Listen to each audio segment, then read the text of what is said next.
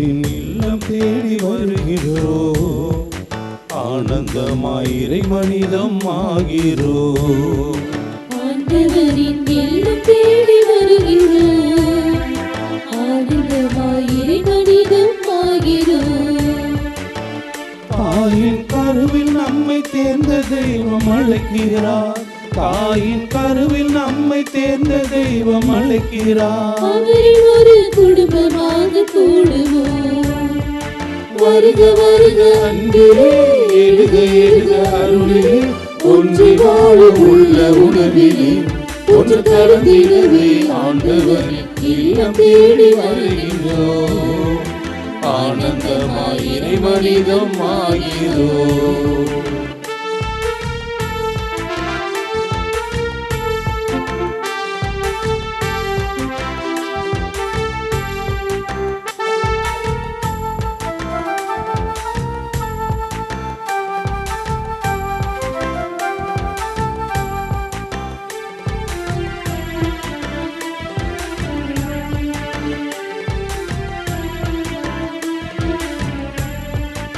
இணைந்து வாழும் மனிதர் நடுவில் இறைவன் எழுகிறார், இதயம் ஒன்று வேண்டும் போது அருளை பொழிகிறார். இணைந்து வாழும் மனிதர் நடுவில் இறைவன் எழுகிறார், இதயம் ஒன்று வேண்டும் போது அருளை பொழிகிறார். இகம் வாழ்ந்திடும் உயிருக்கெல்லாம் அருளை பொதுமையாக்குவோம், இனிமையான பணிகளாலே உலகை புதியதாக்குவோம். இறைவன் ஆட்சி மலர வேண்டும் மண்ணிலே, இதயம் சேர்ந்து இனிய குடும்பமாகவே, இதயம் சேர்ந்து இனிய குடும்பமாகவே. வருக வருக அன்பிலே எழுக எழுக அருளிலே, ஒன்றி வாழ உள்ள உணர்விலே ஒன்று கலந்திடவே ஆண்டவரின் இல்லம் தேடி வருகின்றோம், ஆனந்தமாய் இறை மனிதம் ஆகிறோம். அன்னையின் அன்பு பக்தர்களே, இத்திருப்பலியானது ஆலயத்தில் கூடியிருக்கும் பக்தர்களின் கருத்துக்களுக்காகவும், ஜெயா பிளஸ் தொலைக்காட்சி, திருத்தல இணையதளம் மற்றும் அனைத்து சமூக ஊடகங்கள் வழியாக பங்கெடுக்கும் பக்தர்களின் கருத்துக்களுக்காகவும், இன்றைய நாளின் ஒளிபரப்பிற்கு உதவி செய்த நன்கொடையாளர்களின் குடும்ப கருத்துக்களுக்காகவும், நேற்று திருப்பலி எழுதி வைத்தவர்களின் கருத்துக்களுக்காகவும் ஒப்பு கொடுக்கப்படுகிறது.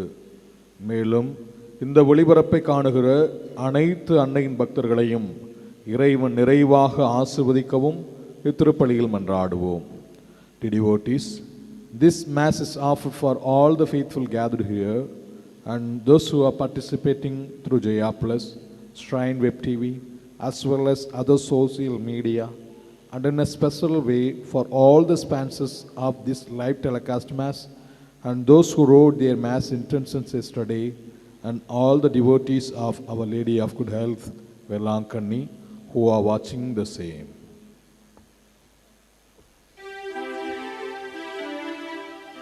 தந்தை மகன் தூய ஆவியானவரின் பெயராலே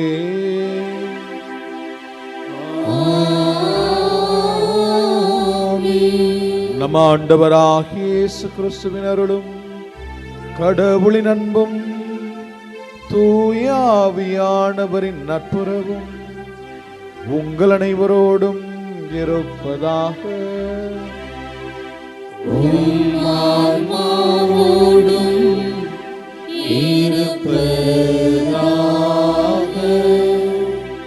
அன்புமிக்கவர்களே, இன்று தாயாம் திரு அவையானது புனிதர்கள் பால்மிக்கியும் அவருடைய தோழர்களை நினைவு கூர்ந்து கொண்டாடுகிறது.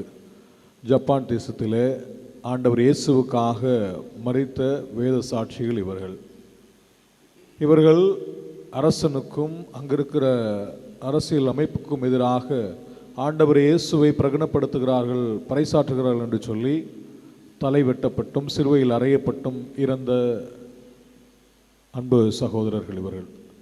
குருக்களாக துறவரத்திலே சகோதரர்களாக வாழ்ந்து மரித்த இவர்களை போன்று நாமும் ஆண்டவர் இயேசுவை எந்த சூழ்நிலையிலும் பின்பற்றுவோம் என்று சொல்ல வாழக்கூடிய தேவையான வரங்களை கேட்டு இத்திருப்பலியிலே மன்றாடுவோம். தூய மறை நிகழ்வுகளை தகுதியோடு நாம் கொண்டாட தடையாக இருக்கிற நம்முடைய குற்றங்கள், குறைகள், பாவங்களை எல்லாம் நினைத்து பார்த்து அவற்றுக்காக மனம் வருந்தி ஆண்டவரிடத்திலே மன்னிப்பு வேண்டுவோம்.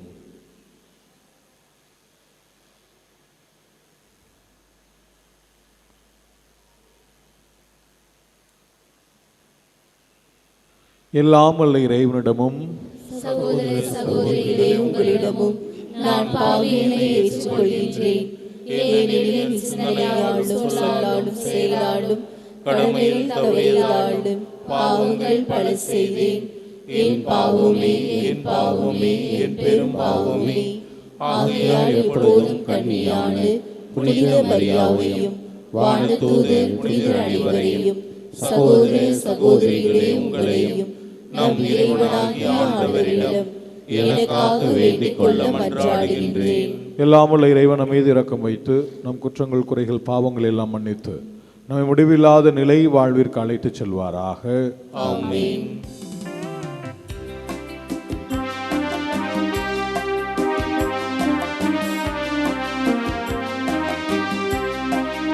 ஆண்டவரே இரக்கமாயிரும்.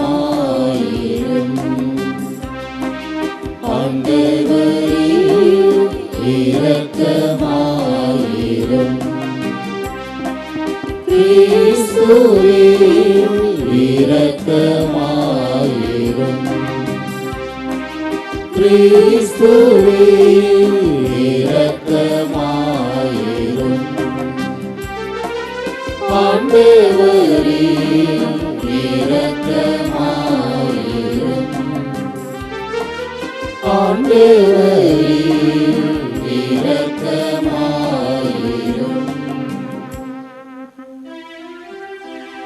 மன்றாடுவோமாக. இரக்கம் நிறைந்த இறைவா, புனிதர் அனைவரின் மன உறுதியானவரே, மறைசாட்சியரான பால்மிக்கையும் அவருடைய தோழர்களும் சிலுவை வழியாக நிலை வாழ்வுக்கு அழைத்துக் கொள்ள திருவுளமானீரே. இவ்வாறு அவர்களின் பரிந்துரையால் நாங்கள் அறிக்கையிடும் நம்பிக்கையை இறுதி மூச்சு வரை உறுதியாக பற்றிக்கொள்ள அருள் புரிவீராக. உம்மோடு தூயாவியாரின் ஒன்றிப்பில் இறைவனாய் என்றென்றும் வாழ்ந்து ஆட்சி செய்கின்ற எங்கள் ஆண்டவரும் உம் திருமகனுமாகிய இயேசு கிறிஸ்து வழியாக உம்மை மன்றாடுகிறோம்.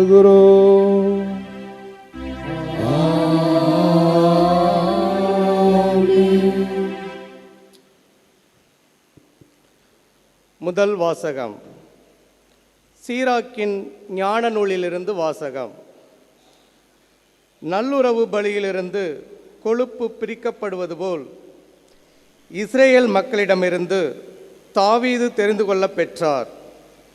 வெள்ளாடுகளுடன் விளையாடுவது போல சிங்கங்களுடன் விளையாடினார். செம்மறி ஆடுகளுடன் விளையாடுவது போல கரடிகளுடன் விளையாடினார்.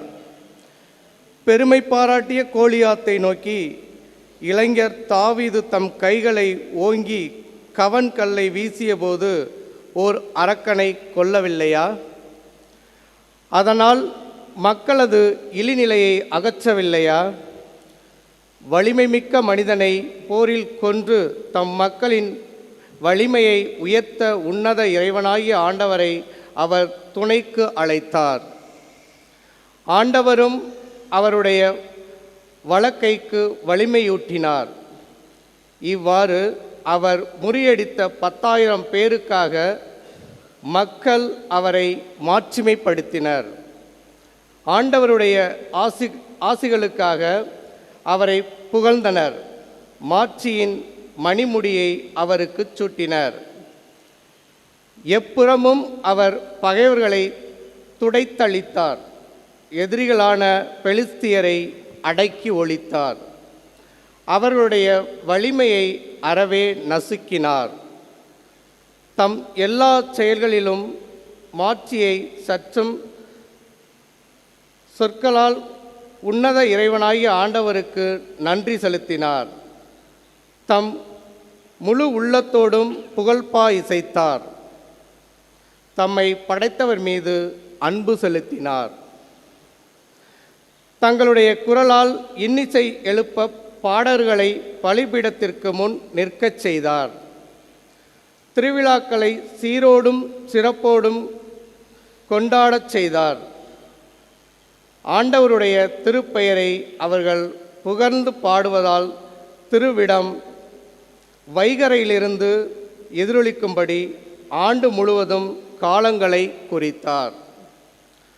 ஆண்டவர் அவருடைய பாவங்களை நீக்கினார். அவருடைய வலிமையை என்றென்றைக்கும் உயர்த்தினார். மன்னர்களின் உடன்படிக்கையையும் இஸ்ரேலின் மாட்சியின் அரியணையையும் அவருக்கு கொடுத்தார்.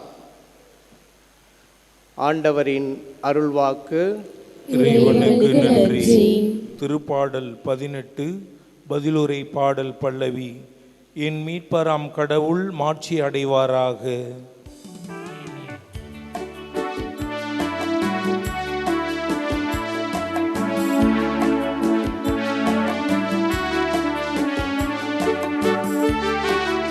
என் மீட்பராம் கடவுள் மாட்சி அடைவாராக. என் மீட்பராம் கடவுள் மாட்சி அடைவாராக. என் மீட்பராம் கடவுள் மாட்சி அடைவாராக. இறைவனின் வழி நிறைவானது, ஆண்டவரின் வாக்கு நம்பத்தக்கது. அவரிடம் அடைக்கலம் புகும் அனைவருக்கும் அவரே கேடயமாய் இருக்கின்றார். என் மீட்பராம் கடவுள் மாட்சி அடைவாராக. என் மீட்பராம் கடவுள் மாட்சி அடைவாராக. ஆண்டவர் உண்மையாகவே வாழ்கின்றார். என் கற்பாரையாம் அவர் போற்ற பெறுவாராக. என் மீட்பராம் கடவுள் மாட்சி அடைவாராக. ஆகவே பிற இனத்தாரிடே உம்மை போற்றுவேன். என் மீட்பராம் கடவுள் மாட்சி அடைவாராக. என் மீட்பராம் கடவுள் மாட்சி அடைவாராக.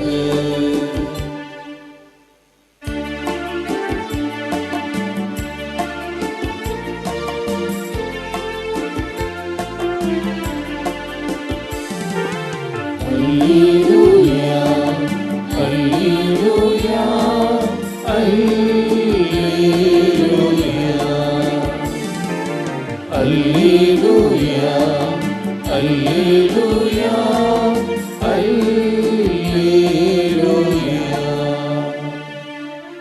சீரியனல் உள்ளத்தோடு வார்த்தை கேட்டு அதை காத்து மன உறுதியுடன் பலன் தருகிறவர்கள் பேருவீற்றோ. அல்லேலூயா அல்லேலூயா அல்லேலூயா அல்லேலூயா அல்லேலூயா அல்லேலூயா. ஆண்டவர் உங்களோடு இருப்பாராக. உம் ஆன்மாவோடும் இருப்பாராக. மார்க்கு எழுதிய நற்செய்தியிலிருந்து வாசகம். ஆண்டவரே மாட்சி உமக்கே. அக்காலத்தில் இயேசுவின் பெயர் எங்கும் பரவியது. ஏரோது அரசனும் அவரை பற்றி கேள்வியுற்றான். சிலர், இறந்த திருமுழுக்கு யோவான் உயிருடன் எழுப்பப்பட்டு விட்டார், இதனால் தான் இந்த வல்ல செயல்கள் இவரால் ஆற்றப்படுகின்றன என்றனர். வேறு சிலர், இவர் எலியா என்றனர். மற்றும் சிலர், ஏனைய இறைவாக்கினரைப் போல் இவரும் ஓர் இறைவாக்கினரே என்றனர். இதை கேட்ட ஏரோது, இவர் யோவானே, அவர் தலையை நான் வெட்டச் செய்தேன், ஆனால் அவர் உயிருடன் எழுப்பப்பட்டு விட்டார் என்று கூறினான். இதோ ஏரோது தன் சகோதரரான பிலிப்பின் மனைவி ஏரோதியாவை மனைவியாக்கி கொண்டிருந்தான். அவள் பொருட்டு ஆள் அனுப்பி யோவானை பிடித்து கட்டி சிறையில் அடைத்திருந்தான். ஏனெனில் யோவான் ஏரோதிடம், உம் சகோதரர் மனைவியை நீர் வைத்திருப்பது முறையல்ல எனச் சொல்லி வந்தார். அப்போது ஏரோதியா அவர் மீது காழ்ப்புணர்வு கொண்டு அவரை கொலை செய்ய விரும்பினாள். ஆனால் அவளால் இயலவில்லை. ஏனெனில் யோவான் நேர்மையும் தூய்மையும் உள்ளவர் என்பதை ஏரோது அறிந்து அஞ்சி அவருக்கு பாதுகாப்பு அளித்து வந்தான். அவர் சொல்லை கேட்டு மிக குழப்பமுற்ற போதிலும் அவருக்கு மனமுவந்து செவி சாய்த்தான். ஒரு நாள் ஏரோதியாவுக்கு நல்ல வாய்ப்பு ஒன்று கிடைத்தது. ஏரோது தன் பிறந்த நாளில் அரசரவை அனைவருக்கும், ஆயிரத்தவர் தலைவர்களுக்கும், கலிலேய முதன்மை குடிமக்களுக்கும் ஒரு விருந்து படைத்தான். அப்போது ஏரோதியாவின் மகள் உள்ளே வந்து நடனமாடி ஏரோதையும் விருந்தினரையும் அகமகிழச் செய்தாள். அரசன் அச்சிறுமியிடம், உனக்கு என்ன வேண்டுமானாலும் கேள், தருகிறேன் என்றான். நீ என்னிடம் எது கேட்டாலும், ஏன் என் அரசில் பாதியையே கேட்டாலும் உனக்கு தருகிறேன் என்றும் ஆணையிட்டு கூறினான். அவள் வெளியே சென்று நான் என்ன கேட்கலாம் என்று தன் தாயை வினவினாள். அவள், திருமுழுக்கு யோவானின் தலையை கேள் என்றாள். உடனே சிறுமி அரசனிடம் விரைந்து வந்து திருமுழுக்கு யோவானின் தலையை ஒரு தட்டில் வைத்து இப்போதே எனக்கு கொடும் என்று கேட்டாள். இதை கேட்ட அரசன் மிக வருந்தினான். ஆனாலும் விருந்தினர் முன் தான் ஆணையிட்டதால் அவளுக்கு அதை மறுக்க விரும்பவில்லை. உடனே அரசன் ஒரு காவலனை அனுப்பி யோவானுடைய தலையை கொண்டு வருமாறு பணித்தான். அவன் சென்று சிறையில் அவருடைய தலையை வெட்டி அதை ஒரு தட்டில் கொண்டு வந்து அச்சிறுமியிடம் கொடுக்க அவளும் அதை தன் தாயிடம் கொடுத்தாள். இதை கேள்வியுற்ற யோவானுடைய சீடர்கள் வந்து அவருடைய உடலை எடுத்து சென்று ஒரு கல்லறையில் வைத்தார்கள். இது கிறிஸ்து வழங்கும் நற்செய்தி. கிறிஸ்துவே உமக்கு புகழ்.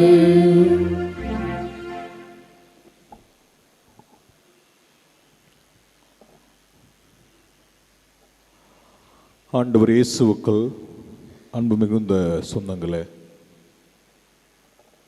மனிதர் யாரும் 100% நல்லவர்களும் கிடையாது, 100% கெட்டவர்களும் கிடையாது.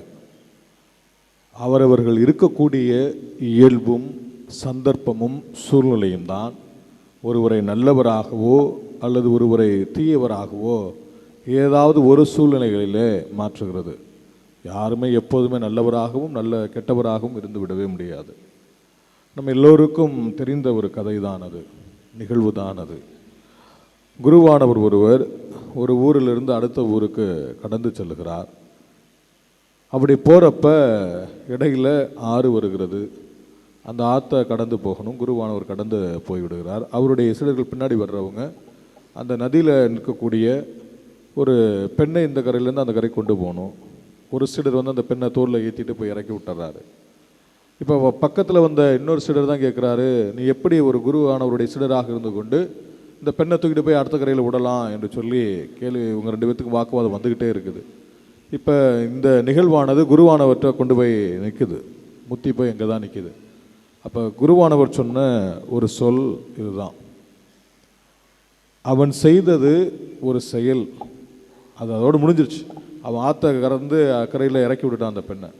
ஆனால் அந்த பெண்ணை இறுதி வரை சுமந்து வரக்கூடியவன் நீ, அதை வந்து உன்னிட்டேருந்து எடுக்கவே முடியாது என்று சொல்லி அந்த குருவானவர் சொல்லுகிறார்.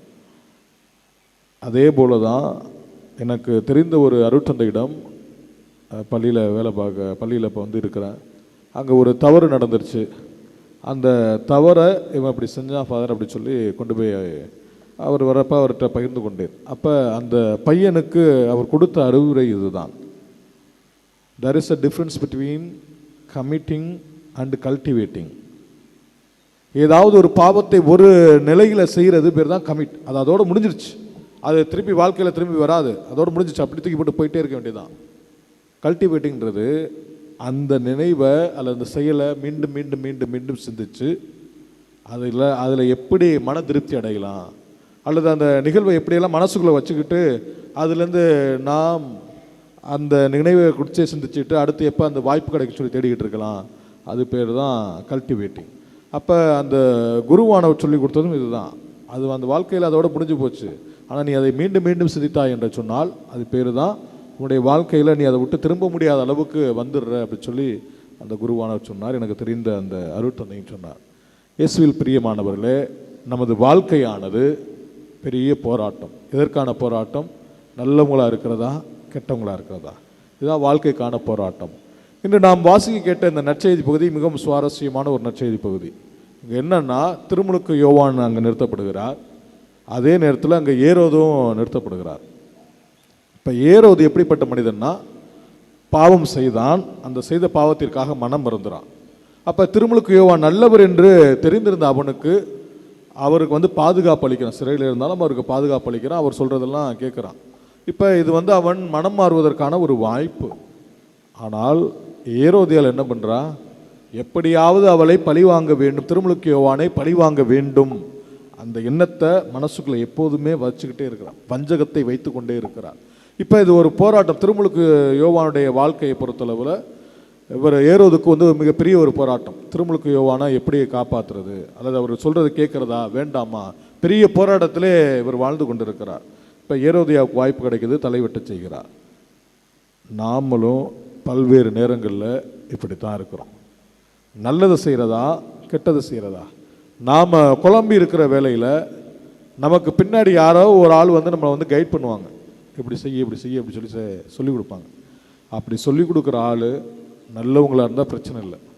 அதே இது நம்மை பாதாளத்திற்குள் தள்ளுகிற நபர்களாக இருந்தால் அது நம்ம வாழ்க்கை அத்தோட முடிஞ்சு போச்சு, அவ்வளோதான். தாவீது அரசர், இன்னைக்கு அவரை குறித்து நிறைய வாசிக்கட்டும். முதல் வாசகத்தில் அவர் செஞ்ச புதுமைகள், அவர் செஞ்ச ஆற்றல் மிகு செயல்கள் எல்லாத்தையும் வந்து வாசிக்கட்டும். நேற்று வாசகத்தை பார்த்தீங்கன்னா தாவீது அரசர் இறந்துடுறாரு, அவர் அடக்கம் செய்கிறாங்க. இன்றைக்கி அவருடைய செய்த நிகழ்வுகள் எல்லாம், அவர் வாழ்க்கையில் செஞ்ச பாராட்டுதற்குரியதெல்லாம் சொல்கிறாங்க. ஆனால் தாவீது அரசர் ஒரு நிலையில் பாவம் செய்தார். இன்னைக்கு முதல் வாசகம் சொல்லுது, அவர் பாவத்தை கடவுள் மன்னித்து விட்டார். அவர் ஒரு நிலையில் பாவம் செய்கிறார், கடவுளுக்கு எதிராக போகிறார். திருப்பாடல் 23 வாசிக்கிறோம், சாவின் இருள்சூழ் பள்ளத்தாக்கில் நான் நடக்க நேர்ந்தாலும். இது யார் சொல்கிறான்னா தாவீது அரசர் சொல்கிறாரு. சாவின் இருள்சூழ் பள்ளத்தாக்கில் இவர் நடந்தார். எப்போ?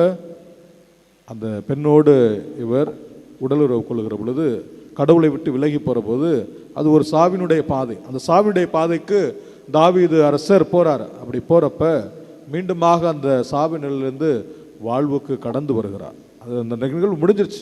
மீண்டுமாக கடவுளிடத்தில் திரும்பி வர வேண்டும் என்று சொல்லி ஆண்டவரிடத்தில் திரும்பி வந்தவர் தான் தாவீது அரசர். இன்னைக்கு நீங்களும் நானும் எப்படி இருக்கிறோம்? நாம் வாழக்கூடிய சூழ்நிலையில் நம்முடைய வாழ்க்கையை நாம் எப்படி அங்கே முன்ன வைக்கிறோம்? என்னுடைய சுய விருப்புக்காக, என்னுடைய சுயநலத்திற்காக நான் என்ன பண்ணுறேன்? அடுத்தவன் நல்லவன் என்று தெரிந்தும், அவன் மேலே குறையில்லை என்று தெரிந்தும், அல்லது சந்தர்ப்ப சூழ்நிலையினால் நல்லவனாக இருந்தாவா அவர் தவறு செஞ்சுட்டான்னு சொல்லிட்டு நாம் என்ன பண்ணுறோம்? அவனை இல்லாது பொல்லாத சொல்கிறோம், அவன் மேல் நிறைய குற்றச்சாட்டுகளை வைக்கிறோம், அவன் கெட்டவன் தான் என்று சொல்லி முத்திரை குற்றி அவனை நாம் என்ன பண்ணிடுறோன்னா விலக்கி ஒதுக்கிறோம். இதுதான் திருமுழுக்கு யோவானுடைய வாழ்க்கையில் நடந்தது. அப்போ அவர் வந்து நாளைக்கு ஒரு தவறான செயலை வந்து ஏரோது செய்கிறான்னு சொல்லி அவனை சொன்ன பிறகு அவர் என்ன பண்ணுறாங்க? இந்த மக்கள் ஒதுக்கி வைக்கிறாங்க, அவர் கொல்லணும்னு சொல்லி ஏரோதில் வந்து முடிவு கட்டுறோம். அப்போ நாம் என்னுடைய சுய நலத்திற்காக, சுய வெறுப்பிற்காக அடுத்தவனை இல்லாது பொல்லாத சொல்லி நாம் ஒன்றும் இல்லாமல் ஆக்கிறோம். அதுதான் இன்றைய நிலையில் நாம் வந்து பார்க்க வேண்டியது. அடுத்தவனால் எனக்கு எந்த பாதிப்பும் இல்லை அப்படின்றதுக்காக அவன் மேலே எந்த விதமான பொய்சாட்சியும் சொல்லி அவனை நம்ம என்ன பண்ணுறோம்? வாழ்க்கையில் ஒன்றும் இல்லாமல் ஆக்கிறோம். இது உங்களுடைய வாழ்க்கையும் நிறைய நடந்திருக்கலாம், என்னுடைய வாழ்க்கையும் நிறைய நடந்திருக்கிறது. அப்போ இப்படியெல்லாம் நான் பார்க்குறப்ப இவனால் எனக்கு எந்த விதமான பாதகமும் இல்லை, இவன் யார்கிட்ட இப்போ எதையும் சொல்ல மாட்டான், அதனால இவனுக்கு என்ன விதமான தீங்கு வேண்டாம் விளைக்கலாம் என்று சொல்லி பலவித நேரங்களில் நாம் நினைக்கிறோம். ஆனால் கடவுள் அவர்களுக்காக இருப்பார். அப்போ நம்முடைய வாழ்க்கையானது நல்லது செய்யணுமா கெட்டது செய்யணுமா, இதற்கான ஒரு போராட்டமாகத்தான் இருக்கிறது. இதுதான் இணைச்சட்ட நூல் 30வது அதிகாரத்தில் நாம் வாசிக்கிறோம். 15வது இறைவார்த்தை இப்படி சொல்லுகிறது: இதோ பார், வாழ்வையும் நன்மையையும் சாவையும் தீமையையும் இன்று நான் உனக்கு முன்பாக வைத்துள்ளேன். கடவுள் ரெண்டையுமே நம்மள்கிட்ட கொடுக்குறாரு. வாழ்வையும் கொடுக்குறாரு, சாவையும் கொடுக்குறாரு, நன்மையும் கொடுக்குறாரு, தீமையும் கொடுக்குறாரு. நீ எதை தேர்ந்தெடுக்க போற? நாம் அந்த குழப்பத்திலே தான் இருப்போம். அந்த ஏரோது ஒரு குழப்பத்திலே தான் இருந்தான். நன்மை செய்யறா தீமை செய்யற குழப்பத்திலே தான் இருந்தான்.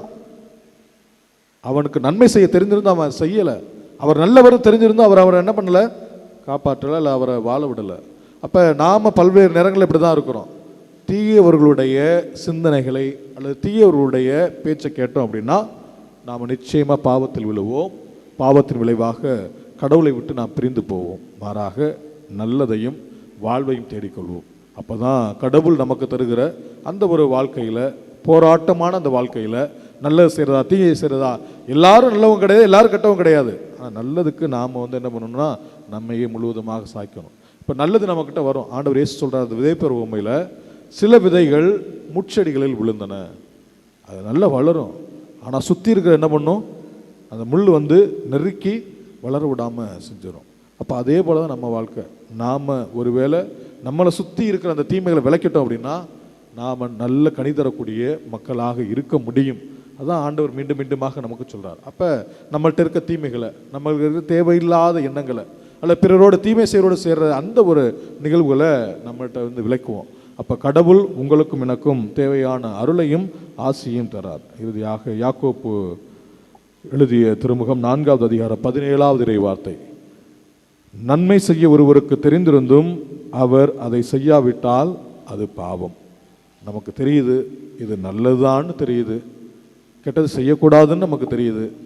ஆனால் நம்முடைய சந்தர்ப்ப சூழ்நிலைகள் பல நேரங்களில் நம்மளை என்ன பண்ணுது, நல்லதை செய்ய விடாமல் தீய செல்றதுக்கு தள்ளுது.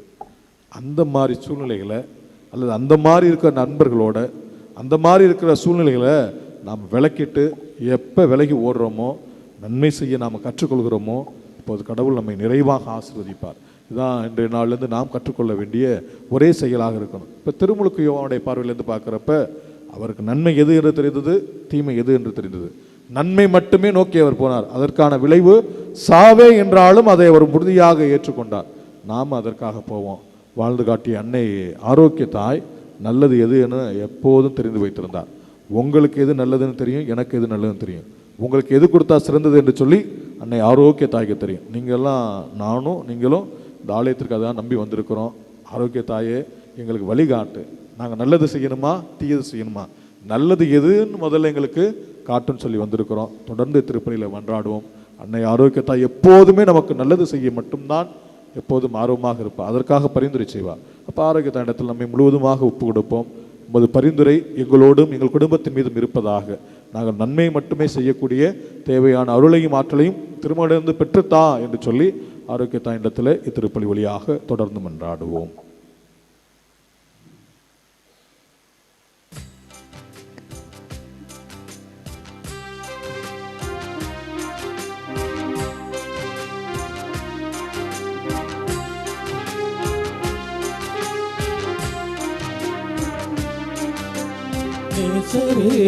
இயேசுவே உம்மிடமே வருகிறேன், என்னையே உம்மிடம் காணிக்கை தருகிறேன். இயேசுவே உம்மிடமே வருகிறேன், என்னையே உம்மிடம் காணிக்கை தருகிறேன். ஒன்று கொடுத்தால் பல சேரும், உணர்ந்தே நானும் தருகின்றேன். ஒன்று கொடுத்தால் பல சேரும், உணர்ந்தே நானும் தருகின்றேன். இயேசுவே உம்மிடமே வருகிறேன், என்னையே உம்மிடம் காணிக்கை தருகிறேன். அன்புமிக்கவர்களே, நீங்களும் நானும் இணைந்து ஒப்புடைய திருப்பலியானது எல்லாமல்ல தந்தையாகிய இறைவனுக்கு ஏற்றதாகும்படி மன்றாடுங்கள். ஆண்டவர் தமது பெயரின் புகழ்ச்சிக்காகவும் மாட்சிக்காகவும் நமது நன்மைக்காகவும் புனித திரு அவை அனைத்து நலனுக்காகவும் உமது கையிலிருந்து இப்பணியை ஏற்றுக்கொள்வாராக. ஆண்டவரே, எங்கள் பணிகளை காணிக்கையாக உமது பீடத்திற்கு கொண்டு வருகின்றோம். இவற்றை கனிவுடன் ஏற்று எங்களது மீட்பின் அருள் அடையாளமாக மாற அருள் கூர்வீராக. எங்கள் ஆண்டவராகிய கிறிஸ்து வழியாக உம்மை மன்றாடுகிறோம்.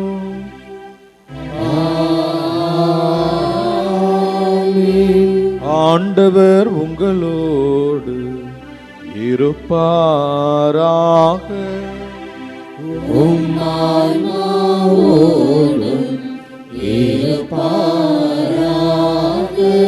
இதயங்களை மேலே எழுப்புங்கள். ஆண்டவரிடம் எழுப்பியுள்ளோம். நம் இறைவனாகிய ஆண்டவருக்கு நன்றி கூறுவோம். அது தகுதியும் நீதியுமானதே. ஆண்டவரே, தூயவரான தந்தையே, என்றும் உள்ள எல்லாம் உள்ள இறைவா, எந்நாளும் எவ்விடத்திலும் நாங்கள் உமக்கு நன்றி செலுத்துவது மெய்யாகவே தகுதியும் நீதியுமாகும். எங்கள் கடமையும் மீட்புக்கு உரிய செயலுமாகும். ஏனெனில் மறை சாட்சிகளான புனித பால்மிக்கும் அவருடைய தோழர்களும் உமது பெயரை அறிக்கையிட்டு கிறிஸ்துவை பின்பற்றி ரத்தம் சிந்தி மாண்பு மிக்கவும் அரும் பெரும் செயல்களை உலகறிய காட்டுகிறார்கள்.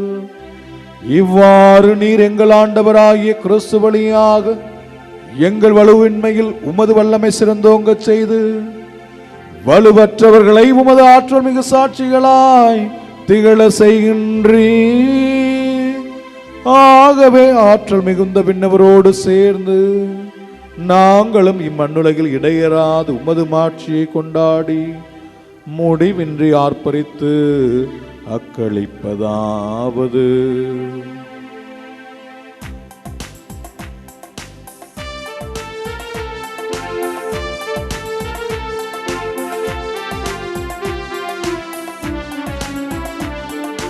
தூயவர் தூயவர் தூயவர் வான்படைகளின் கடவுளாம் ஆண்டவர்.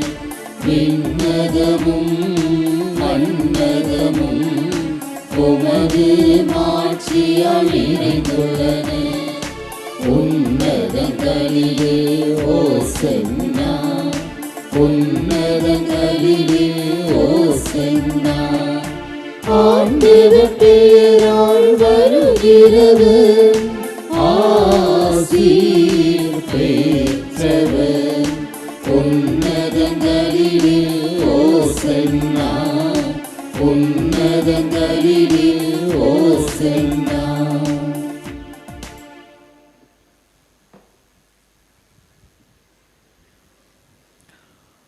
ஆண்டவரே, நீர் மெய்யாகவே தூயவர், தூய்மை அனைத்திற்கும் ஊற்று. ஆகவே உம்முடைய ஆவியை பொழிந்த இக்காணிக்கைகளை தூய்மைப்படுத்த உம்மை வேண்டுகிறோம்.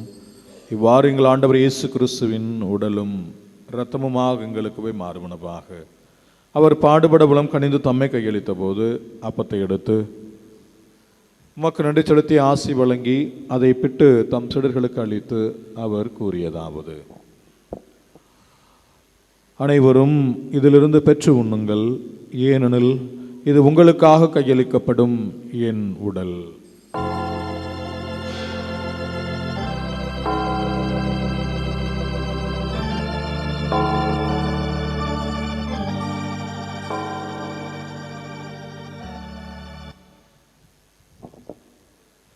அவ்வண்ணமே இரவிருந்தை அருந்தியபின் கிண்ணத்தையும் எடுத்து மீண்டும் உமக்கு நன்றி செலுத்தி தம் சீடர்களுக்கு அளித்து அவர் கூறியதாவது: அனைவரும் இதிலிருந்து பெற்று பருகுங்கள், ஏனெனில் இது புதிய நிலையான உடன்படிக்கைக்குரிய என் இரத்தத்தின் கிண்ணம். இது பாவ மன்னிப்புக்கென்று உங்களுக்காகவும் பலருக்காகவும் சிந்தப்படும்.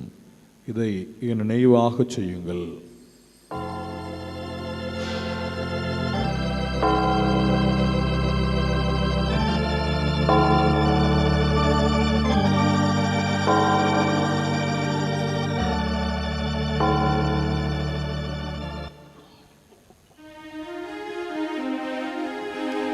நம்பிக்கையின் மறைபொருள். ஆண்டவரே, நீர் வருமளவும் உமது இறப்பினை அறிக்கையிடுகின்றோம், உமது உயிர்ப்பினையும் எடுத்துரைக்கின்றோம். ஆகவே ஆண்டவரே, நாங்கள் கிறிஸ்துவின் இறப்பினையும் உயிர்ப்பினையும் நினைவு கூர்ந்து வாழ்வு தரும் அப்பத்தையும் மீட்பளிக்கும் கிண்ணத்தையும் உமக்கு ஒப்புக் கொடுக்கிறோம். உம் திருமணன்று மக்கு ஊழியம் புரிய தகுந்தவர் எங்களை ஏற்றுக்கொண்டீர். எனவே எமக்கு நன்றி செலுத்துகிறோம். மேலும் கிறிஸ்துவின் உடலிலும் இரத்தத்திலும் பங்கு கொள்ளும் எங்களை தூய ஆவியார் ஒன்று சேர்க்க வேண்டும் என உம்மை தாழ்மையுடன் மன்றாடுகின்றோம். ஆண்டவரே, உலகெங்கும் பரவியிருக்கும் உமது திரு அவையை நினைவு கூர்ந்தள்ளும். எங்கள் திருத்தந்தை இல்லையோ, எங்கள் ஆயர் சகாயராஜ், எல்லா திருநிலையினர் ஆகிய அனைவரோடும் உமது திரு அவை அன்பில் நிறைவு பெறச் செய்தருளும். மேலும் உயிர்த்தலும் எதிர்நோக்குடன் தொழில் கொள்ளும் எங்கள் சகோதர சகோதரிகளையும் இறந்தோர் அனைவரையும் இரக்கத்துடன் நினைவுகூர்ந்து உமது திருமுக ஒளியினுள் ஏற்றருளும். எங்கள் அனைவர் மீதும் இரக்கமாயிரும். கடவுளின் கன்னித்தாயான புனித மரியா, அவருடைய கணவரான புனித யோசேப்பு, புனித திருத்தூதர்கள், இவ்வுலகில் உமக்கு உகந்தவராய் இருந்தோர் ஆகிய புனிதர் அனைவருடனும் நாங்கள் நிலைவாழ்வில் பங்கு கொள்ளும் தகுதி பெற்று உம் திருமகன் இயேசு கிறிஸ்து வழியாக உம்மை புகழ்ந்தேத்தும் வரம் அருள உம்மை மன்றாடுகின்றோம்.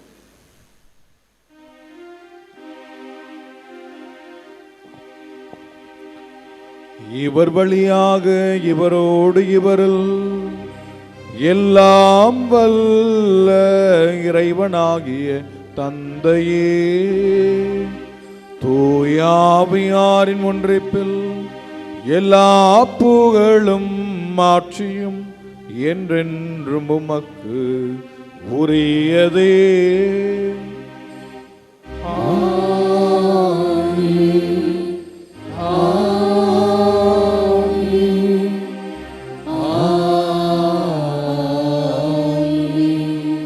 மீட்பரின் கட்டளையால் கற்பிக்கப்பட்டு இறை படைப்பினால் பயிற்சி பெற்ற நாம் துணிந்து வேண்டுவோம்.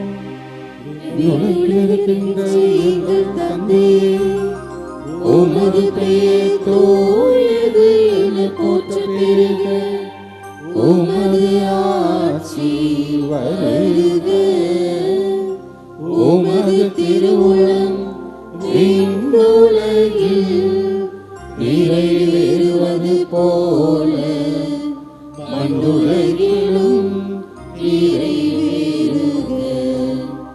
எங்கள் அன்றாட உணவை இன்று எங்களுக்கு தாரும்.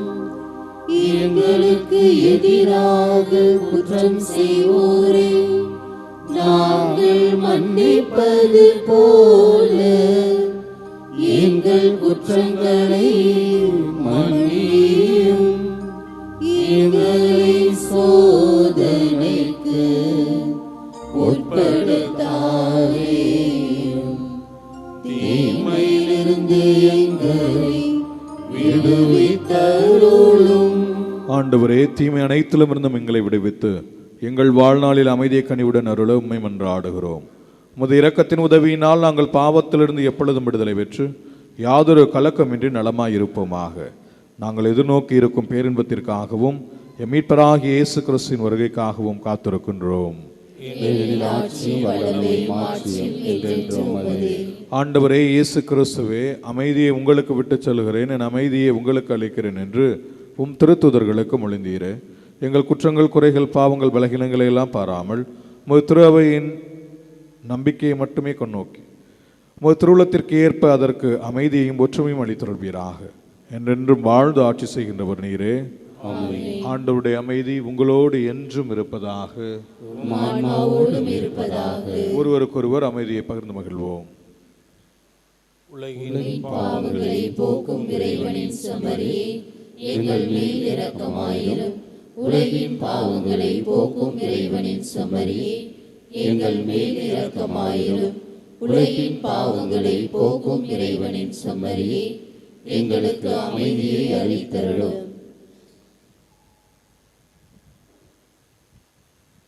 இதோ இறைவனின் செம்மறி, இவரை உலகின் பாவங்களை போக்குகிறவர். இந்த செம்மறியின் விருந்திற்கு அழைக்க பெற்றோர், பேறு பெற்றோர். ஆண்டவரே, நீர் என் இல்லத்தில் எழுந்தருள நான் தகுதியற்றவன். ஆனால் ஒரு வார்த்தை மட்டும் சொல்லி அருளும், எனது ஆன்மா நலமடையும்.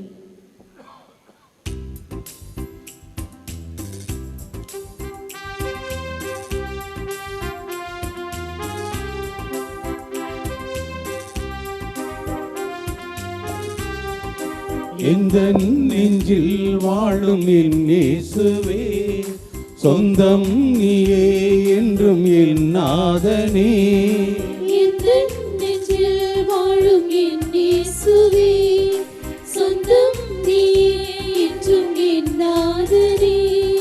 வாடிடும் நெஞ்சம் தேடாதோ, உன் வாசல் தேடி கூடாதோ. என் வாழ்வெனும் சோலையில் வளம் வரும் நதியே, என் உயிரே நீ வா, உன் பொன்னொளி கதிரினில் என் விழி சங்கமம் நின் அருளே நீ வா. எந்த நெஞ்சில் வாழும் என் இயேசுவே, சொந்தம் நீயே என்றும் என் நாதனே.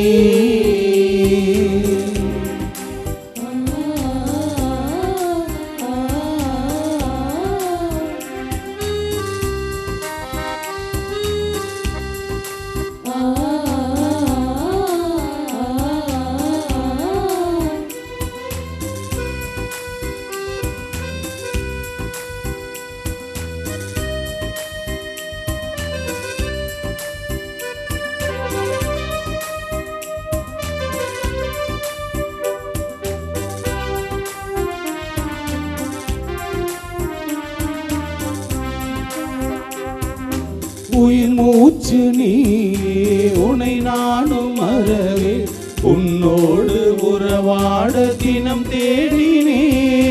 என் சொந்தம் யாவும் நிறமாறி போகும், நீங்காத நிழலாக நீ வந்தால் போதும். தாயா என்னில் நீ வேண்டும், உன் சீயா என்றும் நான் வாழ. தாயா என்னில் நீ வேண்டும், உன் சேயா என்றும் நான் வாழ.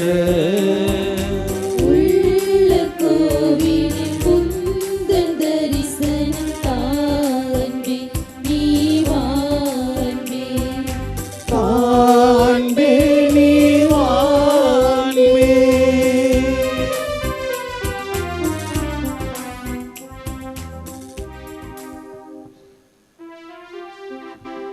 மன்றாடுவோமாக.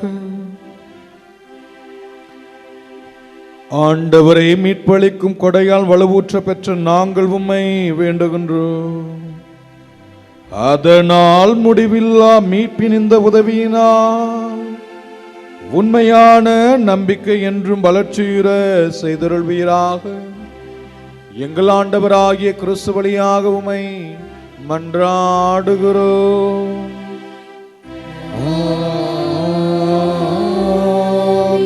ஆண்டவர் உங்களோடு இருப்பாராக. உம் ஆன்மாவோடும் இருப்பாராக. புனித ஆரோக்கிய அன்னையின் ஆசி பெற மன்றாடுவோம். ஆற்றலும் அன்புமிக்க இயேசுவை கையிலேந்தி காலமெல்லாம் கடலோரம் காத்திருக்கும் புனித ஆரோக்கிய அன்னையே, இப்பேராலயத்தில் கூடியிருக்கும் பக்தர்கள் மற்றும் இணையதளம் சமூக ஊடகங்கள் வழியாக பங்கேற்கும் அனைவரையும் ஆசிர்வதியும். இவர்களின் மனம் சோர்ந்து போகும்போது பால்கார சிலுவனின் பால்குடத்தை பொங்கச் செய்தது போல இவர்களின் மனங்களையும் மகிழ்ச்சியால் பொங்க வையும். இவர்கள் தோல்வியால் துவண்டு போகும்போது நடக்க இயலாத சிறுவனை நடக்க வைத்ததை போல இவர்களையும் எழுந்து நடக்க வையும். இவர்கள் துன்பக்கடலில் தத்தளித்து தடுமாறும் போது போர்ச்சுகீசிய மாலுமிகளை கரை சேர்த்தது போல இவர்களையும் கரை சேர்த்தருளும். வரம் பெற்றுத்தரும் புனித ஆரோக்கிய அன்னையின் ஆசி என்றும் உங்களோடு தங்குவதாக. May Jesus touch you and heal you through the loving hands of his dear mother, Our Lady of Good Health, Velankani. எல்லாம் வல்ல இறைவன் தந்தை மகன் தூயாவியார் உங்களையும் உங்கள் குடும்பங்களையும் நிறைவாக ஆசீர்வதிப்பாராக.